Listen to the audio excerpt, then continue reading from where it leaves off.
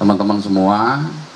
Jadi ada 9 per hari ini jenazah yang ditemukan ya, sampai dengan tadi malam.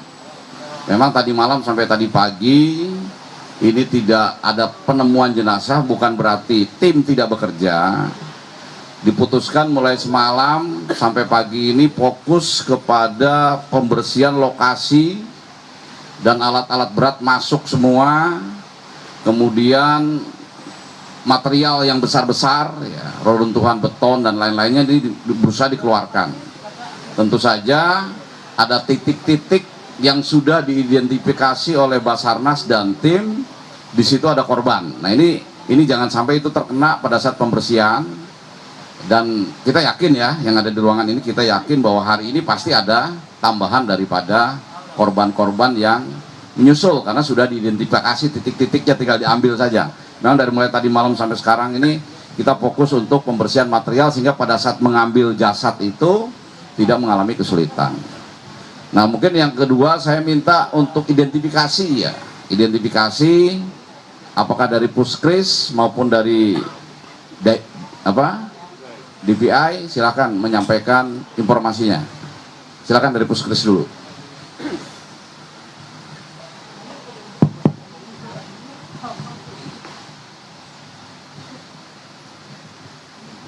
Terima kasih Pak Kabadan dan Pak Direktur Ops Basarnas dan Bapak-Bapak di rapat pagi hari ini.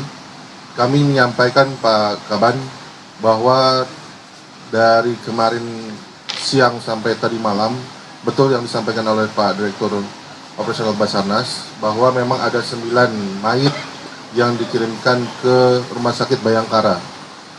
Dan Alhamdulillah kami juga sudah berkoordinasi dengan teman-teman DVI dan juga Pak Kadis Provinsi Jawa Timur, Pak Kadiskes, Prof Erwin. Dan juga kemarin juga ditinjau oleh Bu Gup, Bu Hovifah. Dan beliau sangat apresiasi, dan juga tadi malam sudah dilakukan semacam menyampaikan sesuatu oleh dokter ahli forensik, yaitu Dr. Wahyu, bagaimana cara menginvestigasi mayat tersebut. Dan Alhamdulillah Pak Kaban, kami laporkan masyarakat menerima dengan baik, mayoritas mereka menerima dengan baik. Selanjutnya untuk pada hari ini kami juga sudah siapkan Pak Kaban tata cara ambulans sesuai dengan nomor yang dilanjutkan, yaitu nomor 10 sampai sekian, dan juga teman-teman PSC 119 dari Dinas Kesehatan Sidoarjo sudah siap siaga dan juga beserta teman-teman ambulan. Demikian Pak Kaban. Baik, terima kasih. Dari DPI silakan menyampaikan informasi. Assalamualaikum warahmatullahi wabarakatuh. Yang saya hormati pimpinan rapat Kepala BPP, kemudian Bapak Ibu sekalian yang hadir yang kami hormati pula.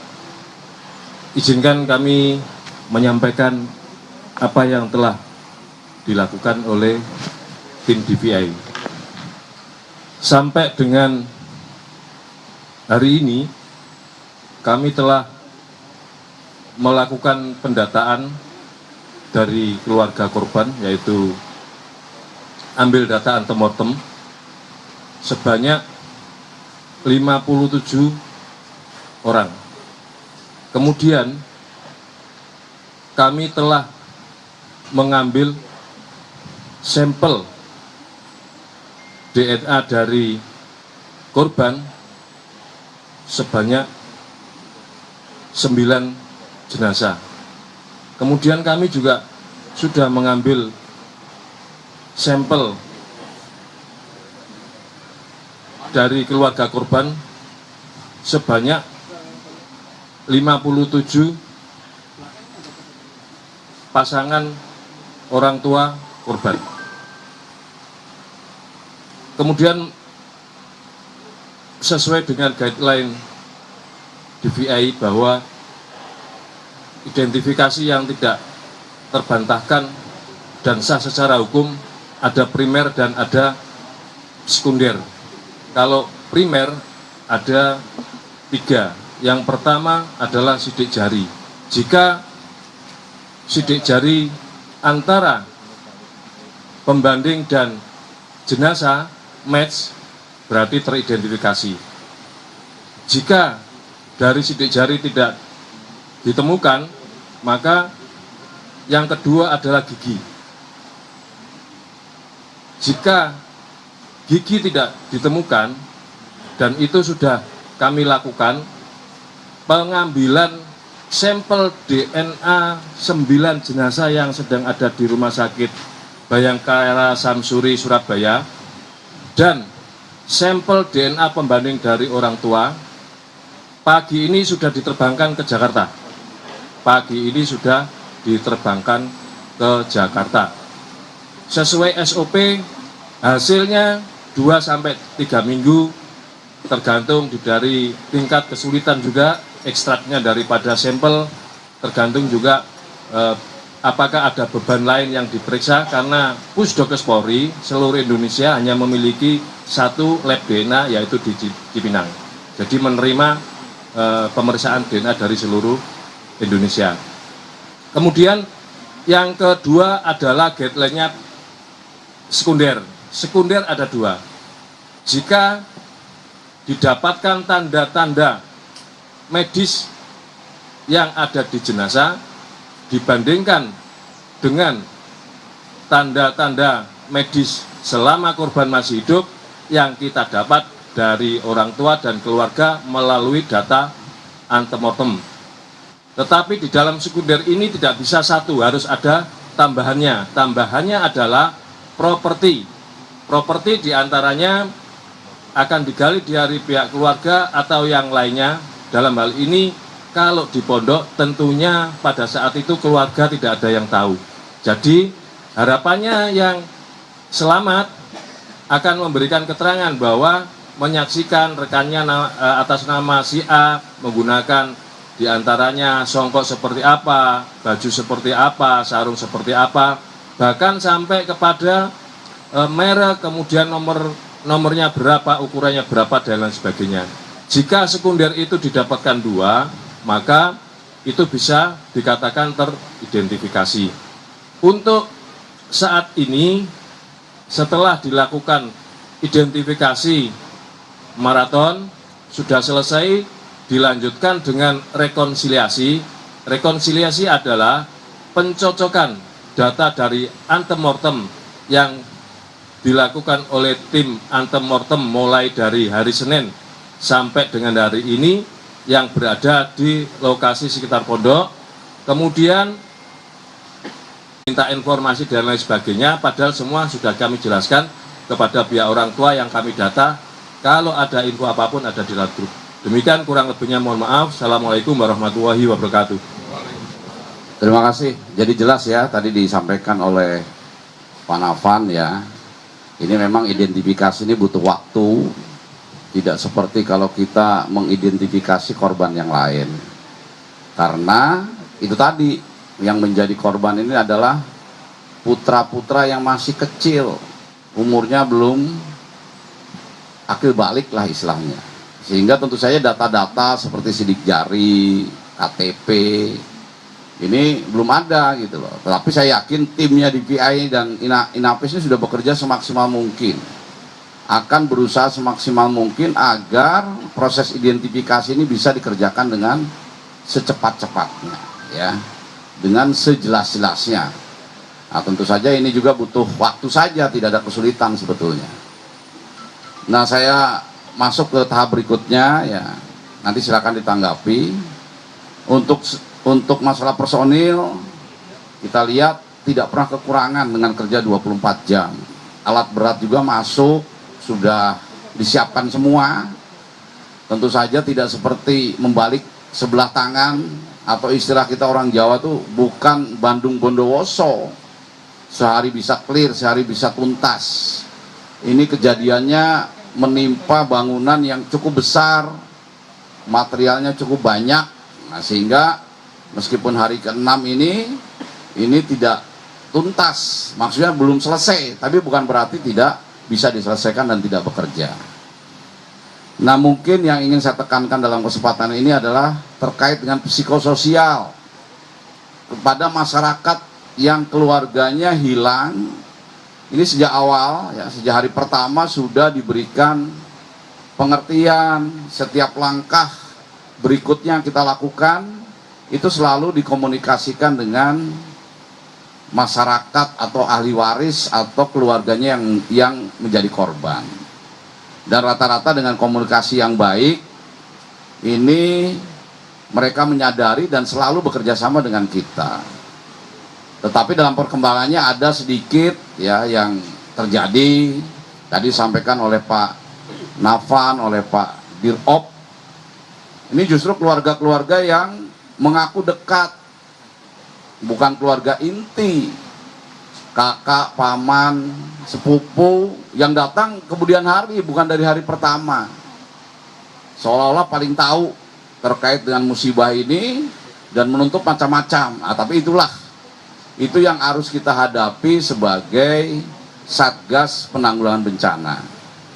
Nah, saya minta ini dibuat ya posko pengaduan terpadu. Nanti Pak Dandim, Pak Kapolres, Pemda, saya minta Pemda Sidoarjo, pemerintah provinsi, Jatim, ini melayani semua terkait dengan pertanyaan daripada masyarakat ini. Tentu saja tidak bisa dilayani semua keinginannya, kan kita negara hukum. Ada batas-batas yang boleh dan tidak boleh dilakukan. Nah, tolong ini dijelaskan dengan secara baik. Saya minta penjelasan kepada masyarakat, pos-pos pengaduan ini harus semakin lama semakin baik. Jangan sampai kita ini direcoki atau disibukkan hal-hal yang bukan berkaitan dengan pencarian pertolongan korban yang utama ini. Ya. Jadi siapapun dilayani, dan tadi ada usul dari Kalaksa BPBD pemerintah Provinsi Jawa Timur. Mungkin sekarang sebagian daripada korban kan setelah ditemukan langsung dibawa ke Rumah Sakit Bayangkara. Nah, supaya di sini juga bekerjanya tidak terganggu ya, oleh warga masyarakat yang tadi saya sebutkan, bukan keluarga inti, tetapi meminta penjelasan ya. Dan juga beberapa kali di-expose di media sosial oleh para media ini ya, seolah-olah di luar itu mencekam gitu loh, seolah-olah ada kelompok masyarakat yang menggeruduk, yang berusaha meminta ini supaya kerja lebih cepat. Padahal itu 1-2 orang. Di lapangan ini semuanya sedang bekerja dengan sebaik-baiknya. Kalau tidak bekerja dengan sebaik-baiknya, tidak ada yang ditemukan 2 hari ini sampai 9 jenazah. Dan hari ini juga akan kami pastikan, saya sebagai yang bertanggung jawab ya, Kepala BNPB, ini memastikan hari ini pasti akan ditemukan juga banyak jenazah, banyak jasad. Nah, mungkin ini yang saran dari Pak Gatot Subroto, Kalaksa, ini perlu kita sepakati. Iya, tolong nanti setelah ini mungkin beberapa keluarga di sana lebih nyaman. Di sana disiapkan tempat menunggu dan tenda yang lebih nyaman daripada posko ini. Ya, kalau kita mungkin yang penting bisa bekerja dengan sebaik-baiknya, tapi untuk warga masyarakat, apalagi yang keluarganya hilang, ini kita siapkan dengan maksimal. Dan yang berikutnya juga tolong nanti dilaporkan ya dari pemerintah daerah, Kodim, Polres, mungkin dari pemerintah provinsi juga, terkait dengan logistik dan dukungan lainnya ya. Karena masyarakat yang mempunyai keluarga yang ditinggal ini kan sudah berhari-hari ini di sini, pasti 1-2 hari ini mereka tidak memikirkan dirinya, hanya memikirkan warga masyarakat yang masih hilang. Tapi seiring dengan berdirinya waktu, ini jangan juga sampai masalah logistik, makan, minum, air bersih dan lain-lainnya terabaikan. Ini menjadi satu bagian dari operasi keseluruhan dalam penanggulangan bencana. Sehingga jangan sampai ini yang hilang ditemukan semua, tapi masalah-masalah selanjutnya ini baru muncul. Nah, ini jangan sampai seperti itu, makanya dari sejak awal kita antisipasi betul itu. Itu ya, mungkin itu ya yang ingin kita sampaikan rapat kali ini, dan ini kita akan laksanakan setiap hari ya, sehingga kita progresnya setiap hari akan bisa diketahui oleh masyarakat, dan kita menjadi satu tim yang terpadu, tidak melihat dari mana latar belakangnya, tetapi kita semua sepakat bahwa dalam penanganan bencana di Sidoarjo ini bisa segera selesai dan semuanya tuntas, tidak ada permasalahan lanjutan dan semuanya bisa selesai sesuai dengan harapan. Mungkin itu ya, kita tidak perlu rapat lama-lama ya, segera kita bekerja karena sudah masuk ke jam 9 lebih ini. Tapi untuk mungkin ada yang perlu dilaporkan terkait logistik, peralatan, kemudian tempat untuk masyarakat, kemudian psikososial, siapa yang tiap hari menerima masyarakat, silakan kalau ada yang akan menyampaikan, waktu dan tempat dipersilakan. Silakan Pak Kalaksa